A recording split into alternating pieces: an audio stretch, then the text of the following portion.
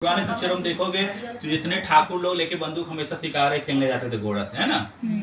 तो उसी प्रकार से जो तुंगध्वज नाम के राजा थे शिकार के बहुत शौकीन थे। एक दिन जंगल में जाते हैं और जैसे मध्य जंगल पहुंचते हैं तो क्या देखते हैं कि एक प्रेत आत्मा कौन बनता है, जो अपने जीवन से पहले अपने शरीर को त्याग दे, यानी आत्महत्या कर ले, सुसाइड कर ले, तो उसकी आयु बढ़ जाती है, 1000 गुना हो जाती है और वह भटकता है, यानी सुख नहीं मिलता, नाना प्रकार के दुखों को प्राप्त हो जाता है वो, है ना। तो उसी प्रकार से एक वही प्रेत आत्मा को वहां मिलता है और राजा को बोलता है मैं तुझे भक्षण कर जाऊंगा। राजा कहता है तुम मुझे मत खाओ, मैं राजा हूँ और जब तक तुम इस योनि में हो तब तक के लिए तुम्हारी व्यवस्था खाने का कर सकता हूँ। राजा की बात को मान लेता है और कुछ दूर आगे जब जाते हैं एक वट का वृक्ष रहता है। वट मतलब बरगद। बरगद का जो पेड़ होता है बहुत ठंडा होता है। पहले जो ज्ञान दिया जाता था, गुरुकुल इत्यादि चलता था, बरगद के पेड़ के नीचे ही चलता था। तो राजा कहता है चलो थोड़ा यहाँ आराम कर लेते हैं, फिर अपने नगर को जाएंगे। और जब वो आराम करके उठता है तो क्या देखता है कि कुछ ग्वाल के बच्चे, ग्वाल मतलब जो गाय चराते हैं, इनको ग्वाल बोलते हैं। अभी आजकल जो यादव आई है अपने को ग्वाल बोलते हैं। देखिए ये ग्वाल नहीं है, उस समय ग्वाल कुछ और ही थे।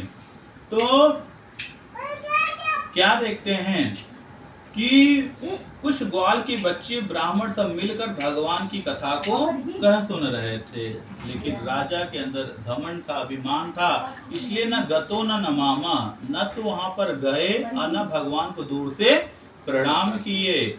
और उसके बाद जब ग्वाल के बच्चों ने प्रसाद ला कर दिया तो राजा ने उस प्रसाद का भी अपमान कर दिया। क्या कहा कि मैं शूद्र के हाथ का प्रसाद खाऊंगा, इतने पूरे दिन आगे मेरे, ले जा प्रसाद यहाँ से। बच्चों ने कहा आपके नाम प्रसाद है, हम लेकर नहीं जा सकते, वहीं रखकर चले गए। प्रेत आत्मा ने कहा पता नहीं कैसा राजा है, ना कुछ खाता है ना खाने देता, इस प्रसाद को मैं अवश्य ही ग्रहण करूंगा।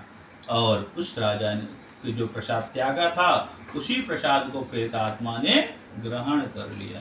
ग्रहण करते ही वह प्रेत योनि से मुक्त हो जाता है और ऊपर से उसके लिए सुंदर विमान आता है। विमान में बैठकर वह स्वर्ग को प्राप्त होता है, वैकुंठ को प्राप्त हो जाता है। और यह सब राजा देख के डर जाता है, इस प्रसाद में इतनी शक्ति थी मुझे पता नहीं था, अब मेरे साथ क्या होगा। डर के मारे घर नहीं जा रहा। जब घर गया तो क्या देखता है, 100 पुत्र थे। कितने पुत्र थे? 100 पुत्र, सारे घर उधर पड़े मरे पड़े हुए। सबको देख कर डर जाता है। उसके मन में आ जाता है कि जो प्रसाद नहीं खाए इसी कारण सब कुछ हुआ है।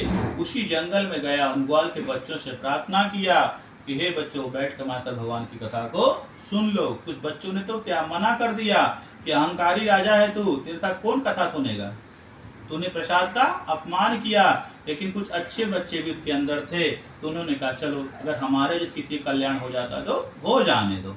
सब बैठकर भगवान की कथा को सुने और उस राजा ने कहा प्रसाद दोने मत, तो मेरे हाथ में दो, आज से मैं जात पात का भेद को समाप्त करता हूँ, अब मैं कभी भेद नहीं मानूंगा। प्रसाद में जो भी प्रसाद रहेगा अपने हाथ में लेकर ही प्रसाद को ग्रहण करूँ। जब हाथ में उन्होंने चरणामृत में लेकर हाथ को मुंह में लगाया और उसी समय उनके मन से वो भेद आंखों के आंसू के माध्यम से सारे बह गए और बार बार भगवान से प्रार्थना की हमारे सारे पुत्र को जीवित कर दो, हे भगवान मैं आज से आपका अपमान कभी नहीं करूंगा।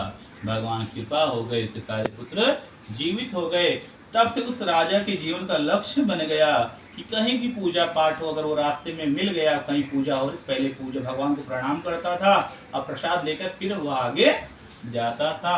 और यही नियम अपने पूरे जीवन पर्यंत जब तक जीता रहा तब तक बनाए रखा, जिससे भगवान भी उससे प्रसन्न हो गए और वह भी अंत में वैकुंठ को प्राप्त हो गया।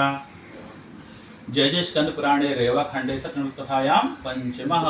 प्रेम सुलो सत्यनारायण भगवान की जय, प्यारे लाल की जय।